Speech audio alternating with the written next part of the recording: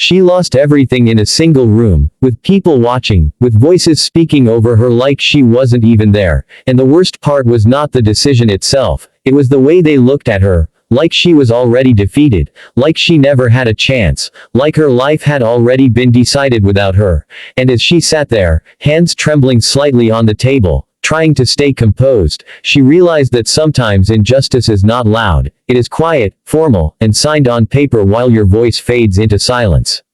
Her name was Elena, and she had never been someone who fought loudly. She believed in patience, in doing the right thing, in trusting that truth would stand on its own. But sitting in that courtroom, surrounded by her late husband's family, she felt smaller than she ever had, not because she was weak, but because they were powerful, wealthy, connected, people who knew how to shape outcomes before they even began, people who spoke with confidence because they had never been told no. Her husband had passed away suddenly, leaving behind not just memories, but a life they had built together, a home, a small business, plans that were never completed, and for a brief moment after his death, she thought she would at least be allowed to grieve in peace, but that moment didn't last, because his family stepped in quickly, not with comfort, but with control, bringing lawyers, documents, statements, all prepared, all precise, as if they had been waiting for this moment. They didn't shout, they didn't threaten, they didn't need to, their confidence was enough, their tone calm, almost polite, but filled with something colder underneath, and they began to take everything piece by piece, explaining that the house belonged to the family, the business was registered under a shared structure, the accounts were not solely hers, every argument backed by documents, every statement supported by signatures, and Elena sat there, listening, trying to follow, trying to understand how the life she had lived was being taken apart in front of her. Her lawyer, assigned through limited means, tried to respond, but his voice lacked the weight of the others, his arguments felt smaller, less certain, and she could feel it, the imbalance, the quiet understanding that this fight was not equal, that the outcome had already been shaped by power and influence long before she walked into that room, and yet, she stayed calm, because panic would not help. Anger would not change anything, and somewhere deep inside, she still believed that truth mattered. The judge listened, expression neutral, eyes moving between documents, occasionally asking questions, but mostly observing, and Elena tried to read his face, tried to find something, any sign that he saw what was happening, but it was impossible, because justice, in that moment, felt distant, like something that belonged to a different world, not this one. As the proceedings continued, the family's representatives presented more documents, more clauses, more explanations, each one narrowing Elena's position further, each one making her seem less entitled, less connected, less important, until it felt like she was being erased not just legally, but personally, like her years of partnership, her presence in that life, meant nothing compared to what was written on paper. There was a moment when she almost spoke out, when the weight of it all became too much, when the urge to say something, anything, rose inside her, but she stopped herself, because she knew that emotion would be seen as weakness, and weakness would only confirm what they already believed about her, and so she remained silent, her strength hidden beneath that silence, her dignity intact even as everything around her was being taken away. Days turned into hearings, hearings into a slow, exhausting process, and with each step, she lost more, first the business, then access to accounts, then the house itself, until she found herself standing outside the place she once called home, holding a small bag, unsure of where to go next, the world suddenly unfamiliar, unstable, and yet, she did not break, not completely, because even in that moment, there was a small part of her that refused to give up. She moved into a small rented room, far from the life she once had, and began to rebuild in the quietest way possible, taking small jobs, managing her days carefully, learning to live with less, not because she accepted what had happened, but because she had no other choice, and in that quiet routine, something began to form, not anger, not resentment, but a quiet hope, fragile but persistent, the belief that something had been missed, something overlooked, something that could change everything if only it was found.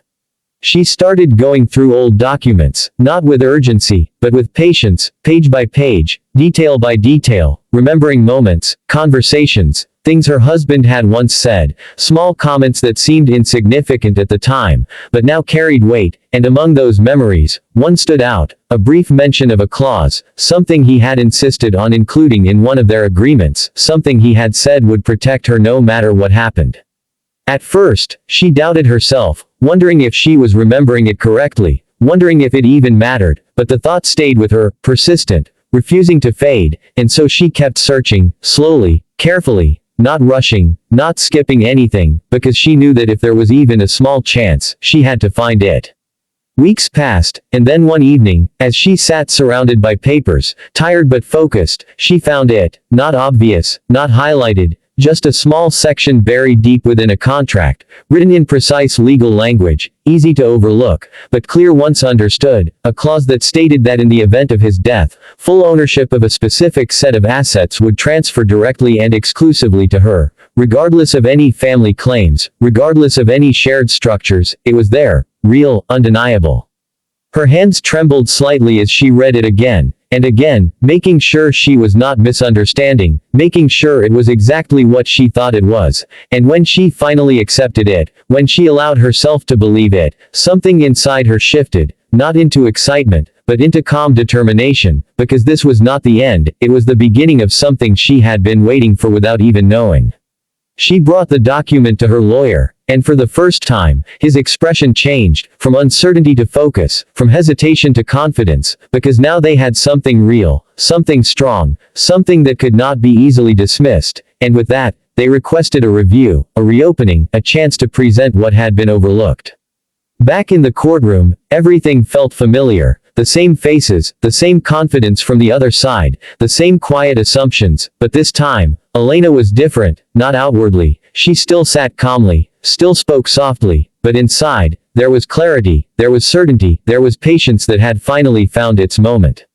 When the document was presented, at first, the opposing side dismissed it, treating it as insignificant, another attempt to delay the inevitable, but as the judge began to read, something changed, his expression shifted slightly, his focus sharpened, and the room grew quieter, the usual confidence from the other side beginning to fade, replaced by something else, something closer to concern. He read the clause carefully, then again, asking specific questions, requesting clarification, and with each passing moment, it became clear that this was not a minor detail, this was something significant, something that directly challenged everything that had been decided before, and for the first time, the balance in the room began to shift. The family's representatives tried to respond, tried to explain, tried to minimize its impact, but their voices no longer carried the same certainty, their arguments felt less stable, less controlled, because this was something they had not accounted for, something that could not be easily rewritten or dismissed. Elena remained silent, watching, not with satisfaction, not with triumph, but with calm awareness, because she understood that this moment was not about revenge, it was about truth finally being seen, about something hidden coming into the light at the right time. And then the judge spoke, his voice steady, clear, and in that moment, everything changed. He acknowledged the clause, its validity, its legal strength, and with that acknowledgement came a reversal, a correction, a decision that restored what had been taken, not as a favor, not as sympathy, but as rightful justice. The room was silent, heavier than before, but different, because now the silence carried understanding, the kind that comes when assumptions are broken, when power is challenged, when truth stands where it was once ignored. Elena did not react immediately, she did not cry, she did not smile, she simply sat there, absorbing the moment, feeling the weight of everything she had endured, everything she had lost, and everything that had just been returned, and in that stillness, there was strength, quiet, steady, unshaken.